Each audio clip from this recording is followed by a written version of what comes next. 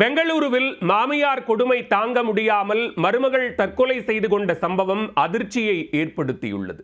ID நிறுவனத்தில் வேலை பார்த்த பெண்ணை வீட்டில் சமைக்க கூட விடாமல் குடைச்சல் கொடுத்ததால் விபரீத முடிவெடுத்துள்ளார். நடந்தது என்ன?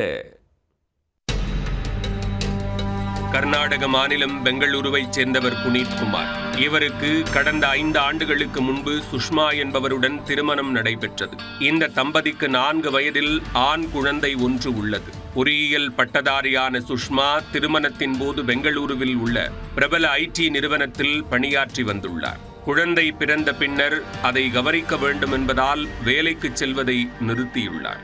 ஆனால் வீட்டிலிருந்த சுஷ்மாவை தொட்டதற்கெல்லாம் அவரின் மாமியார் கல்பனா குறை கூறிக்கொண்டே இருந்துள்ளார்.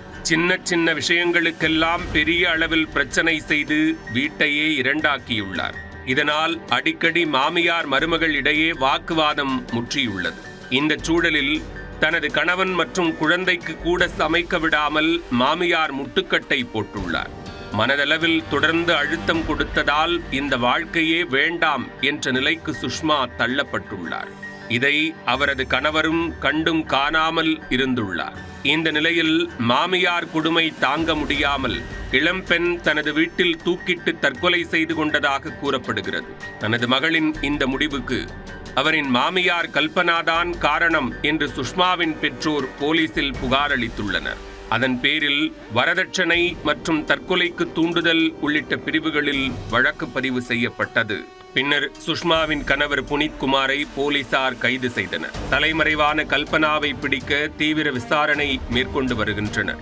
இளம்பெண் தற்கொலைக்கு குடும்ப பிரச்சனைதான் காரணமா அல்லது வேறு ஏதேனும் காரணம் உள்ளதா என்ற கோணத்தில் போலீசார் விசாரணையை தீவிரப்படுத்தியுள்ளனர். மாமியார் கொடுமை தாங்க முடியாமல் மருமகள் தற்கொலை செய்து கொண்ட சம்பவம் பெங்களூருவில் அதிர்ச்சியை ஏற்படுத்தியுள்ளது.